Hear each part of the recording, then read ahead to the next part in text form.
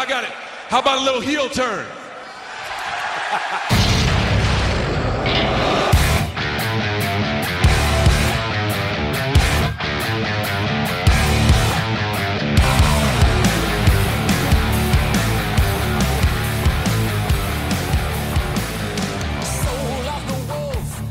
And we are finally back for another episode of Turning Heels, episode 7, Siino B Detroit. What's going on, B?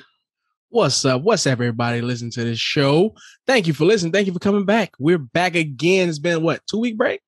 Yeah, it's been about 2 weeks or so. They took last week off, and it's been about 2 weeks. I feel like I haven't seen the show in the longest time. Good thing to have those recaps at the beginning, because I'm like, wait, what's going on with this show? Hopefully you guys can hear this, because as of right now, we lost half of social media. Instagram's down, Facebook is down, WhatsApp is down. So hopefully your podcast network isn't down and you can actually hear us right now. What happened this morning? I have no idea. It had me restart my phone. I restarted my internet router. I didn't know what was happening. We're completely crippled without social media. So thanks a lot, Steve Jobs. Yeah, I recently had to I had a whole debacle in Chicago with my credit card. I had to end up ordering a new one. So I'm like, wait a minute, did my bills not get paid and everything is down right now because I can't use anything? I was trying to send you the cover for this episode. I'm like, oh, here's the cover, and nothing was going through. And I'm like, oh man, my internet's down. And then Twitter is the only thing that's working right now. And I started searching on Twitter. I'm like, yeah, it's a worldwide outage. How does Twitter always hold up? Twitter, I don't know. Twitter's the little engine that could. Nobody uses it unless they have to. Now everybody has to use Twitter, which is the funny part. Yeah, Twitter's never gone down. PlayStation Network goes down, Xbox goes down, Facebook goes down. Twitter's still there. First place I go is to Twitter when my PlayStation is working. Yeah, just to see the updates, right? Yeah. But it's crazy to think that your everyday operations, something as simple as trying to set up this podcast, we couldn't even do it because I'm I don't even know B's number. I can't call him if I wanted to. What am I going to reach out on? I can't reach out on Zoom because he needs to be on while I'm on. So exactly. Twitter is literally the only thing. So we're at a day and age now where everyday stuff just can't be done unless we have social media, which is very sad to think about. Yeah. But we love it. Yeah, but we're here. we finally connected. It took a while, but we're finally here. Heels is finally back, and we are here with episode 7, The Big Bad Fish Man. Finally, a title that actually represents the episode.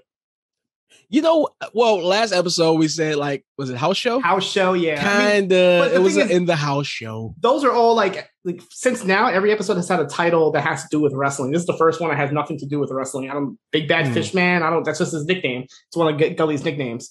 But if we were going to give this show a wrestling title, what would it be called? Jumping Ship. I think I mentioned that a couple weeks ago. That's the term for jumping ship. I think that would have been a good title for this. Yeah. Or invasion, some sort of invasion, because this is kind of seeing the other side, the rivals. It's kind of an invasion angle. Whatever. What was Sunday? They had these shows, the Sunday Night Wars. I don't know what they. No ratings wars for these guys. They're not even on a network yet. No, not yet. It's literally the wars where you gotta go. You go to church in the morning and then you go see Duffy wrestling in the afternoon. Yeah, the territory wars. We're good. But this is the penultimate episode, I guess, until the season finale. As far as I know, they haven't been renewed for a second season yet. I don't know how the season is going to end, but hopefully we will get a second season. But as of right now, this is the second to last episode. And we're going to go right into it. So we start with a flashback. It is Jack driving with his dad, Tom. So obviously this has happened probably right before he passed away, because Jack was exactly the same age as he does now. And they're kind of talking a little bit, and Tom is talking about how he had just seen a doctor and everything is good and whatnot. They pulled to the side of the road because Tom had to take a piss. And then Tom is a little upset because he found out that Jack is trying to get Ace into wrestling. And he's like, he doesn't want to do that. He'd rather him stick with football. And then Jack says things like, we're struggling right now. We need new stars. We need the new young talent. We haven't sold out a show in 5 years. He mentions how everybody from Tom's generation is dropping like flies, which is pretty that's wrestling. And then out of nowhere, Tom is like, okay, if you want the company or you want to start doing this stuff, you need to fight me. You need to pin me. And he meant right then and there, an actual shoot fight. He's like, you pin me 1, 2, 3 right here, and I'll give DWL to you. Jack is like, I'm not going to fight you. I'm not going to fight you. And Jack says to his dad, you don't come for my shit, boy. Which now that I think about it, that was the line that ended the show too. Like it just hit me right now that was because I heard it at the end and I'm like, wait, where did I hear that line? And now it clicked with me. This is the line that Tom said to Jack. But yeah, what do you think of this opening scene? I think more and more flashbacks of what's their Tom Spade, right? Tom Spade, yep. He is an old school asshole. I think this is where all these guys learn it from because Tom's an asshole. But I mean, it's just old school tradition. So, I got kind of give him a pass for that. Yeah, just by his look alone, I would describe him as like a mix of like Ravishing Rick Rude and like Magnum TA. He has like that 80s mustache. He has that rough, don't F with me attitude. Magnum TA is right on the nose. Right? Yeah. So this is definitely a pretty cool scene here. I didn't expect the dad to just, want to fight him right then and there for the company. But that's it for Tom in this episode. But we did find out a little bit more about what kind of a character he really is. So we go to present time and we go to Gully, who I guess has his own hunting and fishing store. It's called Gully's. We see like him kind of like hanging out in there. He's got his entire roster there. And one of the guys tells him that Wild Bill officially announced he's part of the DWL roster. And he's just kind of talking to the rest of the wrestlers there about, what he wants to do for Florida Wrestling Dystopia. He mentions how DWL treats their women wrong and they're going to treat them much better. We see Luke Hawx here, who's an independent wrestler, kind of come in there and talk about like ticket sales have been up for DWL ever since Wild Bill got there. And then Gully says that he needs to upgrade his marketing efforts to finish Spade off. And did they upgrade their marketing efforts? Because we go to nighttime where we see like this. It looked like a scene straight out of like Expendables. It's like a whole bunch of dudes in a helicopter. They get out. I'm like, what are they going to do? I had no idea what they're going to do. They're like, you don't see what it is until the light comes up. But basically what they did was they went ahead and put flyers for their promotion, or I guess their what do you call it, their pre-show or their gathering at the mansion. They put flyers all over the DWL dome, like totally covered with it. Yep. And the funny part was they had faces of like actual DWL wrestlers on it, like as if they're going to be there. Yeah. So that's pretty cool to see like this, because I had no idea what they're going to do. I thought they're going to do something a little bit more like menacing, I guess. I thought they're going to like maybe like break into there and just like spray paint, NWO style. But it wasn't that bad. It was. I was just like surprised how no one noticed this helicopter flying to this small town in the middle of the night. They didn't leave until it was morning time too. So they had enough time to get discovered. Yeah, Duffy, I guess, reminds me like one of those towns where everybody goes home at like 6 or 7 and nobody's like even out of the house. Everybody's just in home sleeping at that point or watching TV. So nobody was probably in the streets at that point. Oh, probably not. We go to Jack, who he's jogging up to his house and he sees Crystal's there. And she stops him and she apologizes for what she did a couple weeks ago with going off the script and everything. She says she's ashamed of herself. Jack gave her a chance and she blew it. So she said she wrote all this information down in a letter and she handed it to Jack. And she asked him for another chance. She said she won't let Jack down. And she can make an impact at the State Fair. She's like, I know you don't have a role for me, but please put me on the show. I can definitely make an impact. And of course, Jack is like in his dickhead voice, like, oh, thank you for letting me know. And just like leaves. No response at all. No sort of care or concern at all. But Staci, the wife, was there overhearing everything. And she's like, she was listening to it. And she's like, don't worry about it, Crystal. You're a good person. Just trying to be a little bit more confident to Crystal. Crystal pretty much opened herself up to Jack here. And Jack didn't give any fucks. Yeah, he's making his mark as the asshole of the show. I don't know. Ace might kind of try to take it over too, but We cut to back to DWL Dome, and we have Bobby Pin, Diego, Apocalypse. I think Ace was over there too in the background, and they're checking out what happened at the Dome, and they see the flyers everywhere. We find out it is an invitation to the party at the Gully Mansion, and then Diego's like, "Oh wow, they made me look really good on here. My pecs look good." So he's a little like happy that he actually looks good on the flyer here. They mentioned how like Gully must come from money because it wasn't just like a regular flyer. It was like printed on a card stock. So it was like the real like professional shit. And then they like mentioned like how Gully comes from money. They said like his family was from up north and he inherited all their money. And then Diego starts like talking about how he like is on food stamps. And he mentions how like, F the government, whatever. And Apocalypse is like, the food stamps comes from the government, right? Like this is how you get your money. And Diego's like, I got to reread my autobiography right now because I totally had it all messed up. I love these two together all the time. They're hilarious. I want like a Diego and Apocalypse like buddy cop spinoff. Just like seeing them kind of work their way through wrestling. Put them in a tag team, yeah. Oh, that'd be amazing. What would you call that team? So you got Apocalypse and you got Diego Cottonmouth. So you'd be like you got Apocalypse and you got Cottonmouth. So you get the lips in the mouth. might be worried we're going to do something with that. I don't know. Serpents of Destruction. I don't know. Something like that. Serpents of Destruction. Okay. That might work. I'm working it. Spitballing. Just call it Brandon from New Jersey and somebody else. So, and then Jack comes over there and he checks it out. He repeats the same thing about how they print down the card stock. And then he mentions how they're just trying to steal talent and how back in the day, there used to be this upstart promotion called Crawdad, CRAWDAD, weirdest wrestling group name ever. But it was an acronym. It stood for Crazy Wrestling Assholes Wrestling Dawn and Dusk. Crawdad. What kind of wrestling name is that? I don't even want to know. It's never was going to be stable. That's too much. It's a mouthful, man. Come on. Well, they said it didn't last long because after they shut down, all the guys that deserted DWL just came crawling right back to them. Then Jack kind of has this like rah-rah speech about how, when the guys wrestle for DWL, the fans are behind them. They feel like gods. They have the best crowd. And then he says to Charlie, I don't give a flying fuck about anything that he does here. And then Ace kind of mentions, just so Wild Bill's inside the ring training. So pretty cool speech here. Just to point out, Rooster isn't here. We're going to see Rooster, but he isn't part of the DWL anymore. And this speech by Jack is pretty much trying to tell them that Charlie Gully is just a publicity stunt. He's trying to take all you guys away and don't fall for it, basically. Yeah. Jack's AJ Styles impression is getting pretty good, by the way. Oh, yeah. Yeah, who gives a flying fuck? Yeah, I just want to hear like him come out to like the AJ Styles theme song, like just take him and just like dub it over with the AJ Styles thing. By the way, every time I just saw it, like literally right before we got on here, I saw a clip on Twitter of Kofi and Xavier just dancing to the AJ Styles theme, and it's always like the funniest thing in the world. And you got Amos over there like looking at him like all menacing, like why are you guys dancing? And Xavier's just kind of stepping back, like singing the song and everything. That's like at the house shows, they always have like the best times just like dancing to all the music and everything. Oh, yeah. I love the house shows. I mean, AJ Styles' theme song is a banger. You can't blame them, Oh, yeah. To think it was about to be Mark Henry's theme song. Like, what?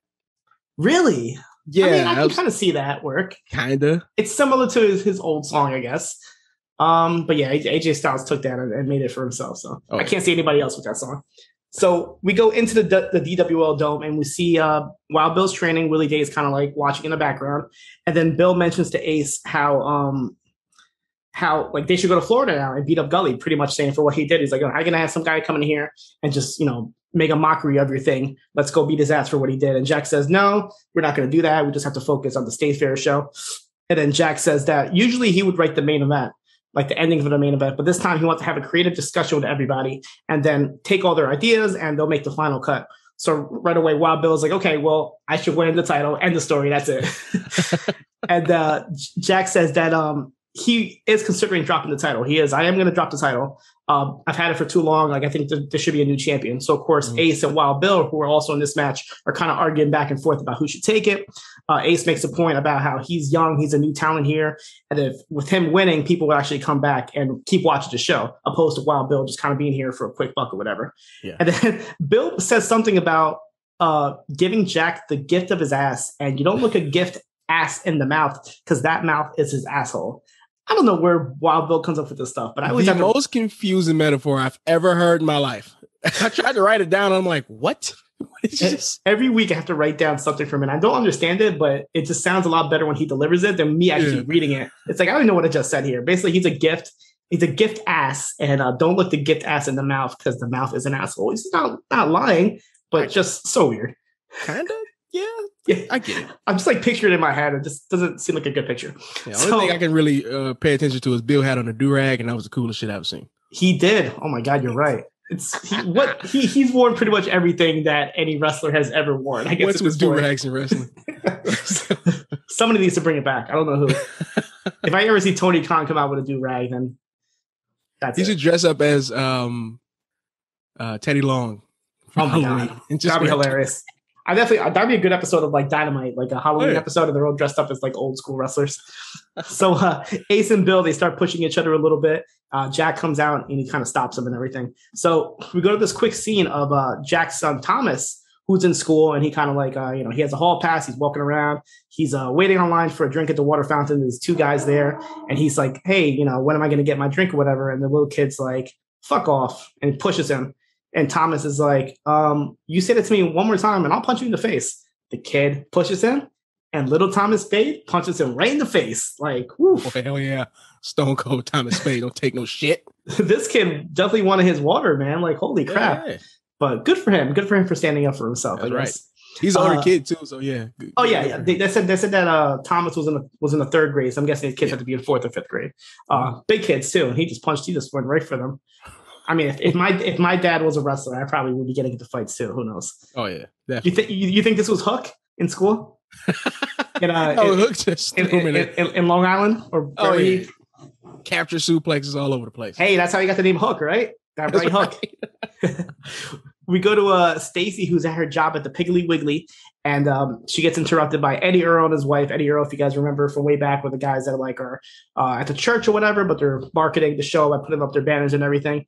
So they go into the Piggly Wiggly and they tell Staci how one of their friends, they show one of their friends the video of her singing at the baptism. This guy has connections and everything. And he wants to have her sing the national anthem at the Georgia State Rodeo Championship. So it was obviously a big deal for her. She gets all excited. She agrees to it. She says, I guess this is my first rodeo, nice little line there. And then she gets the phone call from Thomas to school. So obviously she got the news of what Thomas might have did. We'll get back to that after. We go to Ace, who's at his home, and he's kind of going through Instagram, and he sees a video of Rooster. Rooster's over there in Florida at the Gully's mansion. He's partying with peacocks, as he said. He's like, oh, I'm a rooster partying with peacocks, like legit peacocks walking around. I don't know if that was a dig at like WWE with the peacocks and the up north. Like, that's my first thought was like, I hope not. Is this like some sort of WWE metaphor or whatever? He said he was trying to outbird the rooster. Come on. we zoom out and we see that Ace had a flyer for the party on his bed. So obviously he's considering going to Florida for this pre-show at the Gully's mansion. We go to Jack and Staci. They're sitting down with little Thomas about what he did in school. They says that he can't just go around hitting people. But then Thomas mentions, hey, Dad did it to Uncle Ace at the hospital because he's a bad guy. And these guys are bad guys. And it's okay to hurt bad guys, basically, because they deserve it. And then Staci's like yelling at Jack, like, why did you do that to your brother? Why would you do that? You guys are all acting like DWL is not fake now. Then she starts going about how the crowd is terrible for booing Ace, like he shouldn't be a heel, things like that. And then pretty much breaks it to her out of nowhere. She's like, just kind of gets into a good mood. And she's like, oh, by the way, I'm singing at the rodeo championship. And he's all proud of her. Oh, let's just pop open the good bottle of champagne. Kind of weird here. Like they're getting into a fight a little bit. And out of nowhere, they're just like, oh, by the way, I'm singing at the rodeo here. Let's go drink some champagne. I honestly thought I missed something. Like when I first seen the scene, I'm like, hold on, like they were just like at each other's throat. I thought it was gonna be like a weekly scolding, like Jack always gets. Yeah, but no, I definitely rewinded it. I'm like, did I miss something? Because like they were literally just fighting. She's going off about like DWL and what they're doing, and then she just kind of had a little outburst and got happy about her rodeo. So yeah, her asking Thomas did he need help in the bathroom kind of like broke the tension though. So I give him a pass. Right. Yeah, the kid excused himself. He's like, oh, I gotta go do number 2, whatever. Then she's like, hey, do you need help? And the kid's like, I'm 8 years old. That same conversation almost happened with me and my son earlier because he's sick right now. So he's at home. I'm like, yo, you need help? He's like, Dad, I'm good. I'm like, all right, just want to make sure, like to me, you're still a kid. Like I can't think how old you are right now. Turn your dad hat off. Turn it off for a second. Exactly.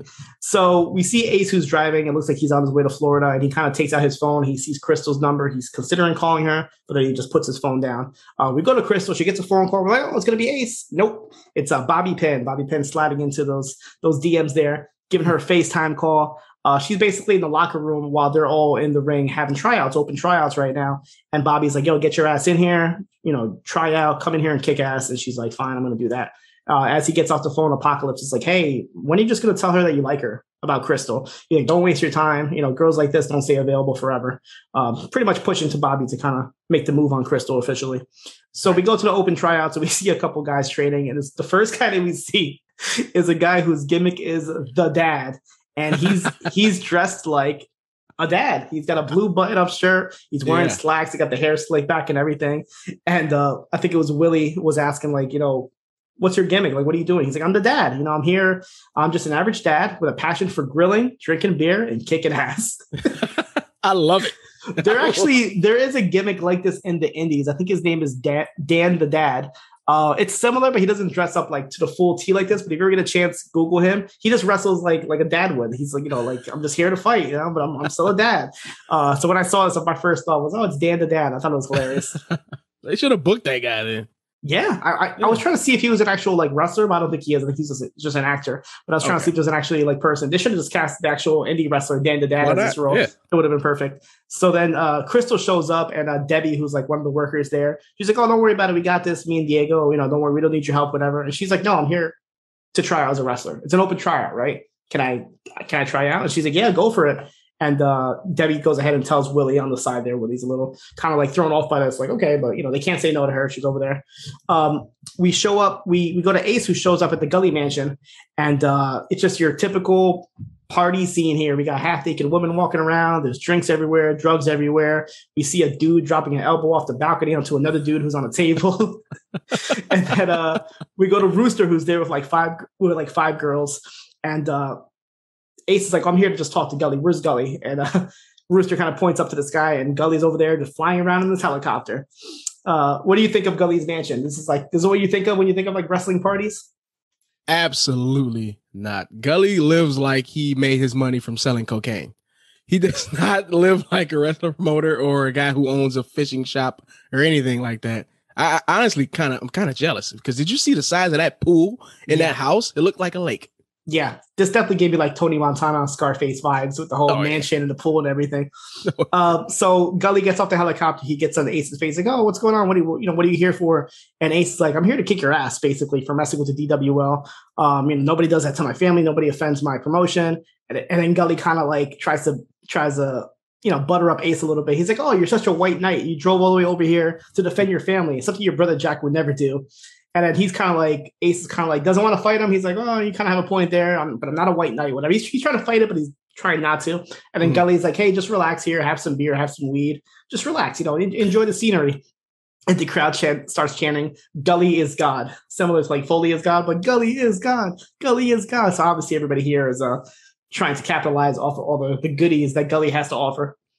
I'm confused. Like, is everybody staying in his mansion? Does all his wrestlers live in his mansion? It looks like it, because I was trying to look around, right? And the dudes were mostly wrestlers. Some of the girls could have been wrestlers, but looked like they were just like girls. Unless he just got random jacked friends hanging around his house all the time. Yeah, I mean, if I was like a promoter, I'd probably have wrestlers just hanging out at the mansion. Yeah.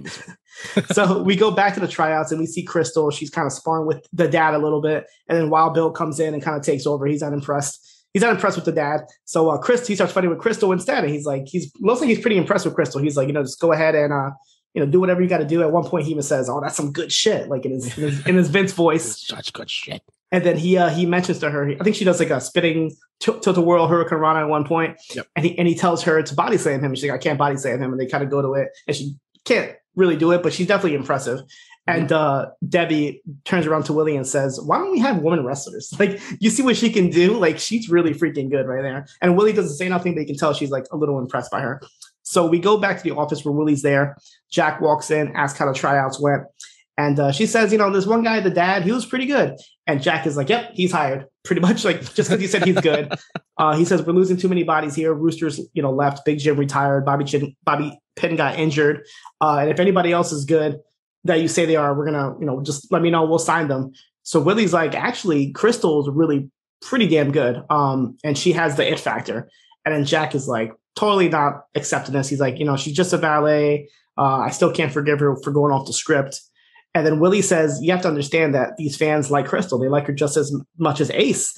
And then he's like, "Oh, she's only 5'3". And she's like, "Who cares? Like, it's all fake. Like, what do you care about, if she can't pick somebody up?"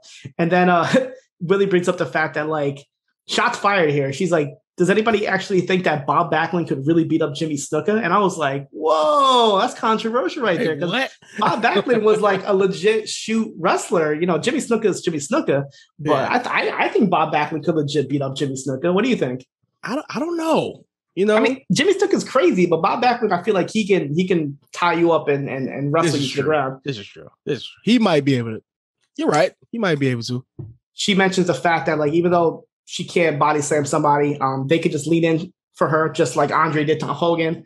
Brings that up, and then brings up the fact that, like, the Real Housewives show is so popular because people like to see women fight women, basically.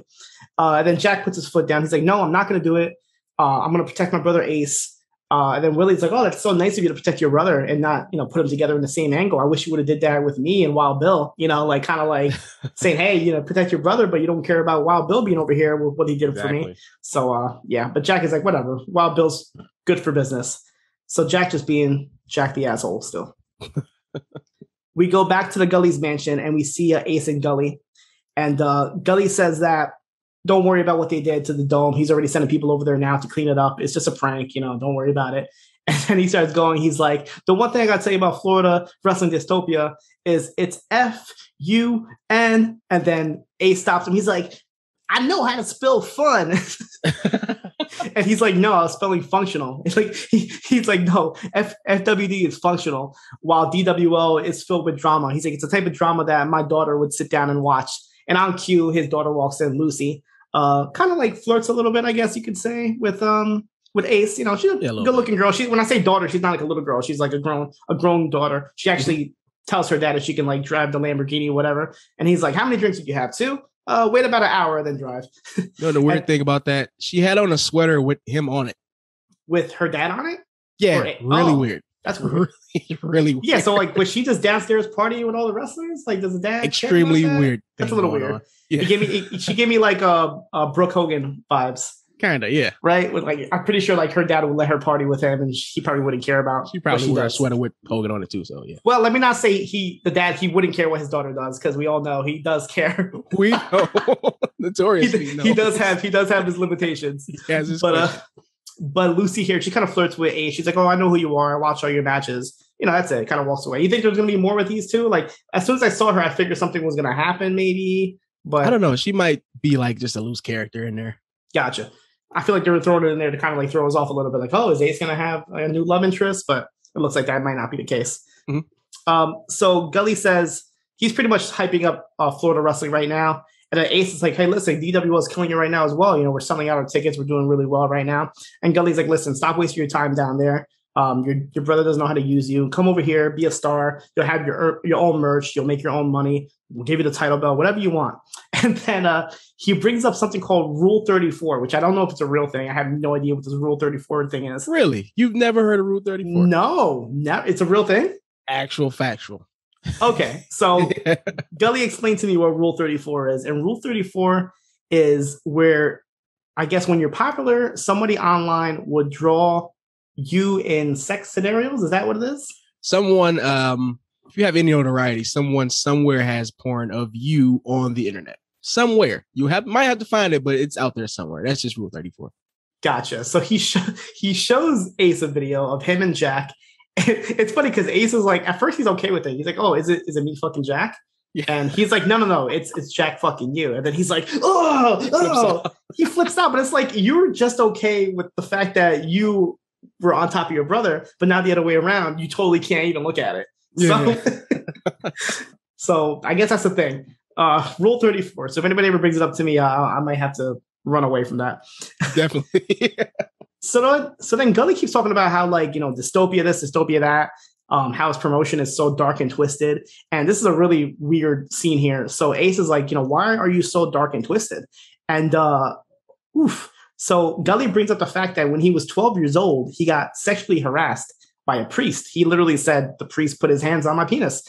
And that was like totally left field. I did not expect that at all. Even Ace was kind of thrown off by that, like, whoa, I'm sorry about that. So we find a little bit why Gully has such a fucked up mind, I guess, for nobody wrestling. Usually just casually mentions that either. So yeah, kind of like, and like, it's weird. Like, he literally was talking about this like cartoon porn, and he goes into real life scenario, and I kind of like threw me off here a little bit. I'm not gonna lie. Like, when I was typing the notes, I'm like, whoa, hold on a second here. Like, how do I write this down? Like, it was really weird. And then, so then, like, they just transitioned back into the regular conversation, like it was nothing. And Gully's like, hey, listen, just stay around the party.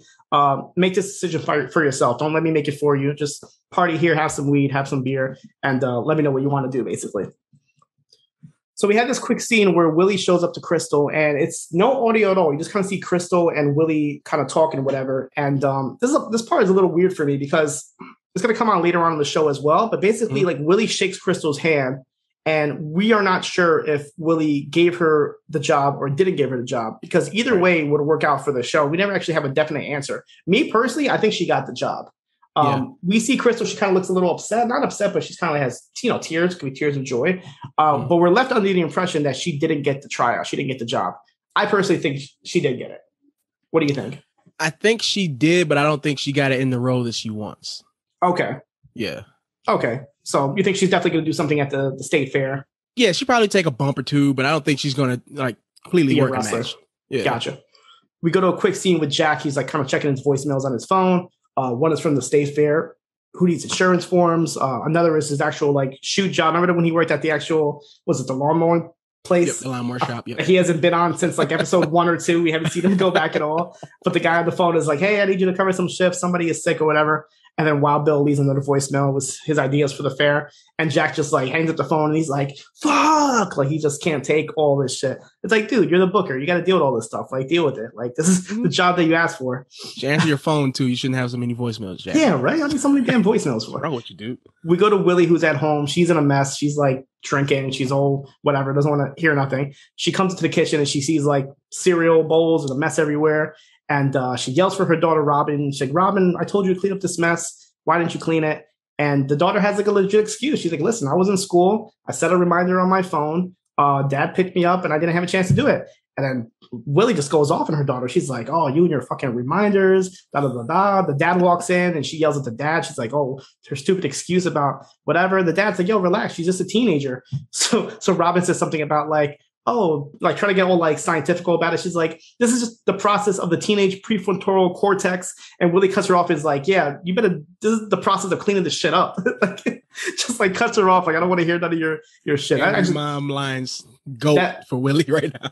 That part made me laugh. I'm not gonna lie. She's like, yeah, process cleaning this shit up right now. Yeah, get this shit up. So she goes outside. She keeps drinking the bottle. And I feel bad for the husband, Ted. He comes in and he's literally trying to help her out. He's like, hey, listen, what's going on? Can I talk to you? Whatever. She's like, leave me alone. I don't want to deal with it. Turn the light off, whatever. And he's like, listen, all this stuff is obviously taking a toll. Why don't you just quit this? You're much better than this. You could be so much more than a producer for this wrestling show. And she just doesn't want anything to she doesn't want to talk about it at all, basically. She's like, she wants to keep drinking, whatever. And he keeps kind of bringing up Bill. And she's like, don't bring up Bill. Don't bring up Bill. And he keeps bringing up Bill. And then she just flips out. And so obviously she still has feelings for Bill. The fact that Ted, her husband, keeps bringing him up, and she just kind of she couldn't take it anymore and just got up and left. Yeah, because she wasn't going through this type of thing before Bill even, when he showed up the first time, she wasn't even this hot. But now that he's around, she just can't take it at all. Yeah, when they first introduced her, she didn't really have too much of a character arc or anything. But as soon as Bill came in and we found out a little bit about their history, that's when we find out exactly what's going on. So obviously there's more to this. You brought it up a couple weeks ago about possibly this kid being his daughter. Maybe that could still be the case. Because the line that he said, I wasn't here for that other abortion. It's like, well, she only has one daughter. So could that be Bill's kid? Yeah, and it could be the reason why she just doesn't give a fuck about Ted, her husband. She could just probably flip out on him. This is not even your daughter right now, dude. Oof. If that happens to Ted, I'm gonna feel so bad for Ted. Poor guy. Yeah. Oh. So we go to 2 quick scenes where we see Jack and Staci waking up from their bed, but then we also see Ace waking up, and he's with this girl he met earlier named Nozomi, this girl that he met at the party, and she's like, she wants to keep on partying, basically. He woke up, he has no idea where he even is right now. He's like, where am I? She's like, you're at the Gully mansion. It's Dystopia Day. This is the day of the show, and it's time to party. So we go to the Dystopia show, and it's the total opposite of Duffy. It's, how would you explain this place? It's just drugs everywhere. Yeah, well, fireworks. They showed the set, the actual. It looks like they're just in a bar, because I remember Ace saying earlier, our dome looks better. Will look better on TV, and I'm kind of agree with him. Even though Gully's place looked really nice, it looks pretty dope for the content they put out. It doesn't look like it'll be good on TV, and it looks just like a bar you set up that has a wrestling night sometimes. Yeah, we see a bar with a big Budweiser sign at some point, so it definitely looks like a club bar atmosphere. But we see Ace in the back, and he's snorting a lot of coke right then and there, and I'm just like, oh my god, I can't believe this. We go to Rooster. Rooster's there. I think he has a whole new look, right? His hair looks different. Yeah. Is it me, or did Rooster they showed Rooster checking out Ace doing the line? Did it look like Rooster kind of sabotaging Ace? Are you getting that vibe? Because every time Ace is doing something crazy, Rooster's in the background with a smirk or something, just watching Ace just destroy himself. Yeah, it's funny because Rooster came here to kind of like be his own person and get away from all that, and to have Ace follow him. And we're going to find out later, it's going to probably upset Rooster a lot. So I would, maybe he's not happy that Ace is following him. But then again, wasn't he the one that kind of like told Ace to follow him last week? He did, right? Yeah. So maybe you're right. Maybe him and Gully are up to something and they're trying to sabotage him. But Ace definitely doesn't seem like he's wrestling. He's about to get ready for a wrestling event because he's doing coke here. He starts making out with that girl from before. They go into a room and she's like ready to have sex. And then he says the weirdest line. He's like, you're so hot, but I need to call my mom. What? Out of context, that seems so weird. Like, you're literally, this girl's half naked in front of you, and you're saying how hot she is, but it's reminding you to call your mom. So hot, I gotta call my mom. Oh, yeah. Like, what? He makes us some bullshit excuse about her mom being in the hospital. So the girl's like, "Oh, I'm so sorry, I'm gonna leave you," and whatever. I'll say a prayer, and she leaves. We find out that Ace wasn't calling his mom. He was actually calling Crystal. Crystal picks up, and Crystal's like, "Where the hell are you right now?" Because she sees like all this stuff happening in the background, and he's like, he's obviously coked out because he's all excited. He's like, "Yeah, I'm here at FWD. I'm jumping ship tonight. I'm gonna come out to the ring, and I'm gonna say fuck Jack, fuck DWL. I'm here to go. I'm here to to take over."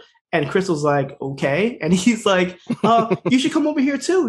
I'm going to talk to Gully to get you to come over here. You could be a wrestler, this and that." And she's like, "What's going on in the background right now? I see like two guys like killing each other. It's not even a wrestling match. It's just them in the back room." And she's like, that guy?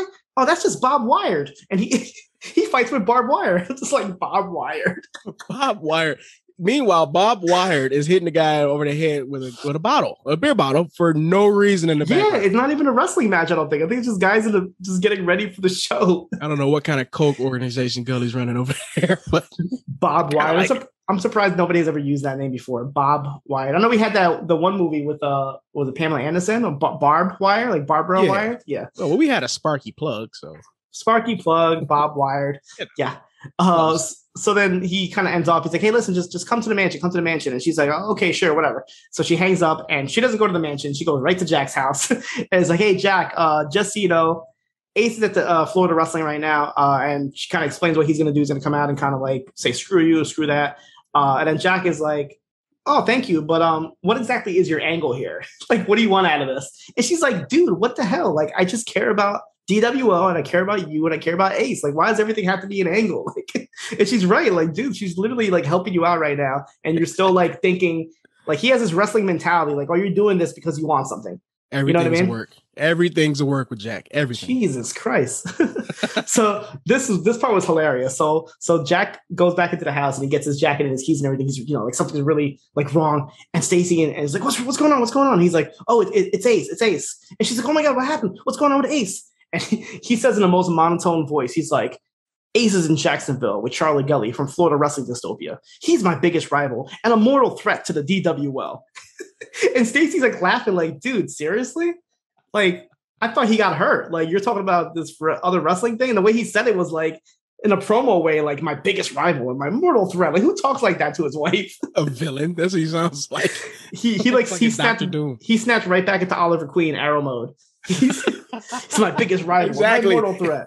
Right. Oh my God, I couldn't believe it. So Staci literally laughed it off like anybody else would. And Staci's like, "Yo, listen, just relax, please. Just sit down. This is movie night. We're supposed to be celebrating my rodeo show that I'm doing." And of course, good husband Jack, what does he do? He says, "No, I gotta go. This is more important." It's like, come on, your wife and your son are right there watching a movie, and you got to go to this other wrestling show. Mm-hmm. He's going to huff it on the highway from Georgia to Florida in the middle of the night just to go to the show. How long of a drive is that? That's not too long, right? I know Georgia. It's not that long. When I went to Florida, on where Gully is, or where Duffy is. I took a couple years ago. I took a road trip from New York to Florida. I know we stopped in Georgia at one point, so it's definitely on the way. Yeah. So, but he doesn't care. He's like, "I'm gonna go right to the show and I'm gonna do this." So as he's driving away, we go back to Staci, who's kind of cleaning up in the house, and she takes away the towels and she notices there's a bunch of Kleenexes. So she's like, "What's with all these Kleenexes?" So she drives over to her job, and before they get into it's her and her son, and before they go into the actual store, Thomas kind of mentions how the reason why he punched the other kid is because he feels that his spirit is broken, just like Grandpa Spade's spirit was broken, which is the line that Ace said to him about why he killed himself. So then Staci kind of has a heart-to-heart moment with him. He's like, oh, listen, I appreciate you for opening up to me and whatnot. Just do me a favor, come in with me and help me out with this thing. So she goes into her job and she asks her boss to check on some purchases. And it's revealed that Jack, under his real name, using his company, which makes no sense doing this at the job where your wife works, where she's going to see this. But he, under his name and the DWO name, he bought a huge bulk of Kleenexes. So he is busted because obviously his wife finds out that the whole thing was a work between Ace and the whole turning heel thing. But is that even legal? That she can go back to her job and reverse look up a bulk order? Is that possible? It's not legal, but me working in retail, it is possible. You can literally look up anything you want. Sure. Yeah, it's definitely not legal. But I mean, the fact that it's her husband, maybe like she could just literally put up her number and look up purchase histories. So I guess that's possible.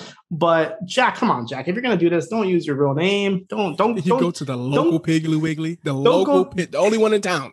Don't go to where your wife works and buy 10,000 cases of Kleenexes or whatever you did. To be fair, she wasn't working there before that happened. That's true. Yeah. So that's true. But still, come on, Jack. You do this through Amazon and you get it delivered to a friend's house. Come on. You know how you get it delivered to the dome. Jesus.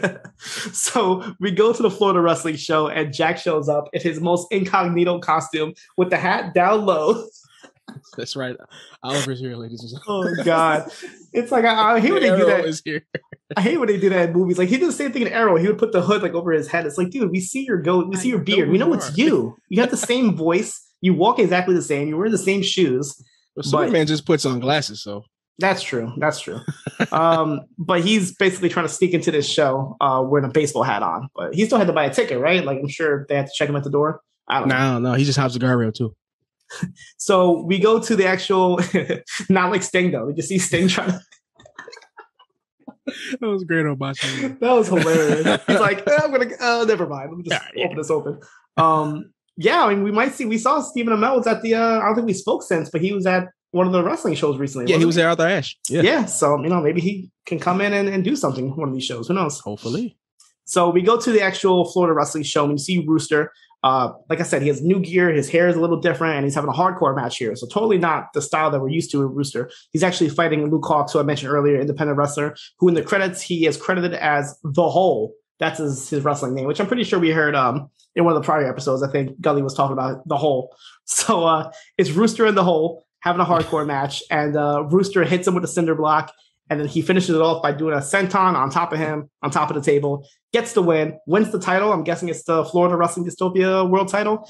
And then his theme music hits, and he has some pretty nice music. It's like Rooster. Like, you liked it? I liked it. It was okay. I hated it. Really? I don't remember his DWL. I don't think he even had music in DWL, honestly. Yeah, but his song, his Duffy song was terrible. The other thing I noticed, he poured tax on top of the table first, then put the guy on the table. Yeah, like that's a. At first, I thought I couldn't tell what he was doing. I thought he was putting like flaming oil to light the table on fire. But then I realized, it was like thumbtacks. Put the thumbtacks and then put the guy on top. Wow. Yeah, I'm not sitting on that table with thumbtacks in my back, dude. I'm rolling off. Hey, this is Dystopia Wrestling, man. They do whatever the fuck they want. They got cinder blocks in the ring, baby. You don't care. So he wins the title. He's celebrating and everything. And backstage, Ace is watching. He's proud of Rooster. And Gully comes in and kind of hands him a brand new jacket, Swift jacket with the ace in the back and all that. And then he's like, hey, listen, we put the title on Rooster, but just so you know, he's going to drop it next week to you.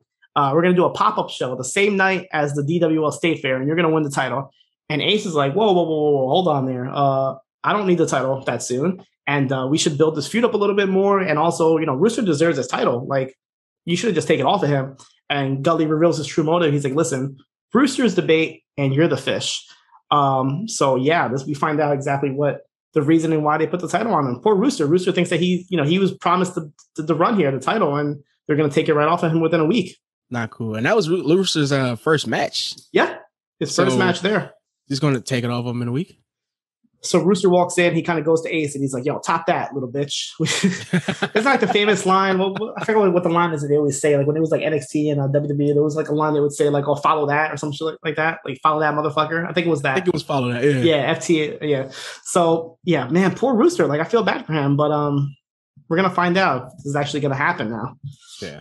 So we get a final scene here where Gully goes to the ring. The big thing they basically had planned was that Ace was going to come out as like an intruder, an invader, and say, "I'm here, I jump ship, fuck DWL, fuck my brother, I'm here to do this," and all that. So Gully comes to the ring. He has a real flashy suit. It's like some black and white.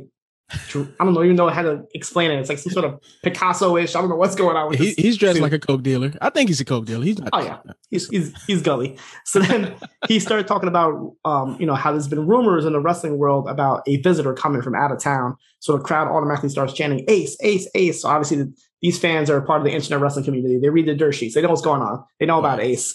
So then Gully's like, "Hey, listen, I'm sorry to disappoint you guys.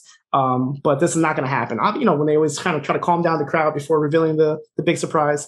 So, what a surprise there is. Because as he's trying to downplay the crowd, from right behind them, we see this mysterious guy. I couldn't tell who it was at first because he's wearing a hat.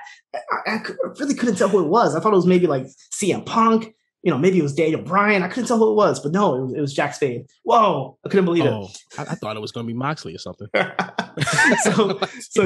First of all, this security here sucks at the Wrestling Florida Dystopia. Was there any? I don't think they even had security. This guy literally walked into the ring. Oh my God. So he walks into the ring and Gully kind of doesn't he's kind of thrown off a little bit, but he's all for it. He's like, whatever. He's like, "Oh, look who's here. It's my mortal enemy." He goes to shake his hand and Jack straight up punches him right in the face, drops him down with a suplex, gets on top of him, gives him another punch. And he says, "Don't come for my shit, boy." The same line that his dad said to him in the flashback early in the episode. This is crazy. And then Rooster in the back. Ace is basically in gorilla position, ready to come out, and he sees his brother come out, so he kind of stops himself. But he's there. Rooster's behind him, and Rooster is like, "Y'all got a fucked up family." So Ace and Jack, they're kind of like staring at each other as Ace is backstage and Jack is in the ring. And Gully kind of curls over, grabs the mic, and he says, "Somebody get that motherfucker." And the show just ends. And I'm like, oh no, I want to know what happens. I wanted more. Is the next episode going to start with like a riot? I couldn't, I don't know what's going on. I sure hope. The previews for the next show did show a bottle getting thrown past Jack's face. So okay. We might kick off with a riot to open the show. Okay. I can see The Hole and Bob Wired and all these other guys, Cinder Block, whatever. Jack should get his ass kicked by all these wrestlers. Holy crap. So this episode was really good, man. A lot of stuff happened here. Oh man, the way that Ace was looking at Jack at the end, I felt like he was proud that his brother actually came there to rescue him in a way and take him. Because Ace, he didn't say nothing about it. He didn't respond to it. But I feel like Ace might have been like, "You know what? I appreciate what you did coming here and actually getting me. I'm not going to jump ship. I'm not going to do this for here." Yeah. Did you get the same feeling? Yeah, I honestly feel Ace kind of was second guessing it when Gully told him he was going to take the belt off Rooster already. He's like, "What?" I kind of feel like Ace really likes Rooster as a friend. So I don't think he wants to screw him over like that, chase him down here and take the belt off of him at the same time. No. So my prediction is, because like I said earlier, we never found out what happened with Crystal. I feel like Willie might have, like you said, maybe not give her an actual wrestling position, but maybe a spot at the actual show. So my prediction is she's going to come out. Well, it's a ladder match, right? So obviously Wild Bill's going to be on top of the ladder trying to grab the title. I can see Wild Bill on top of it trying to get it. And then Crystal kind of running out, going up the ladder and hitting like a Hurricane Rana or something to either Bill or Jack off the ladder, like a huge spot. And then Ace gets the title on Wednesday. And that's like the big, reunion between Ace and Crystal. I can see that being the plan. They could join them back and just say, Crystal goaded Ace into breaking Bobby's leg or something. It's an easy way to book that up. But who knows what they're going to do? I would love to see Crystal versus Diego for some reason. I don't know. I don't know. she needs to work with a heavy, Because Diego, when she was training, Diego was definitely impressed with her work also. So I can definitely see that happening. That could be a good match. Because didn't Diego win a title or something, or he won some battle royal? He won a shot for the title. Okay, a shot for the title. Yeah. So maybe Crystal beats him and takes the title. Who knows? Yeah. But so much stuff happening here. And Rooster, I feel like Rooster is gonna either catch wind of what's going on, because I don't think it's even going to happen. I don't think Ace is even going to stick around to take the title from him, but I feel like somebody else might. I feel like, Gully's going to be like, Ace is gone now. We need to strip the title off. Do something to Rooster to screw him over. And then Rooster's going to be like, yo, this is not what you promised me. Like, what's going on? And then Rooster's going to make his triumphant return at the State Fair. Next week's episode has got to be the State Fair episode, I'm guessing. Oh, yeah. Or Gully thinks that Rooster is a mole. You know, ooh, that's true. I never thought about that. Kind of like books him bad and takes the belt off of him. But I think this episode is really building up to that State Fair. All these the last 2 or 3 episodes have been really selling the State Fair. Then we got a shot of the State Fair and how it's going to look. It looks good. Looks good. Looks really good. Do you think we get some sort of invasion from the Florida Wrestling Dystopia? They did sell that up. In the previews, if you are listening to the show, you did see the previews, unlike John Siino. The previews, Rooster did tell Gully, let's go back to their house and ruin their night on their biggest night. Okay. So who knows? I don't know. Hopefully, Jack hires some security and doesn't let people come in there. I hope so. Let's put Apocalypse and Diego at the door. They'll be good. Nobody can get past these guys. But some coked up Gully guys might. Who knows? I did see that next week's episode is called Double Turn, if I'm not mistaken. Yeah. So that should be interesting right there. I think we kind of teased maybe like Double Turn being some sort of topic in one of the episodes. So it's good to see that they're going to do that. But yeah, I'm really loving this show. There really hasn't been like a bad episode. There's been like slow episodes, but nothing like totally terrible. But yeah, I'm really looking forward to this season finale. I never really watched these shows live.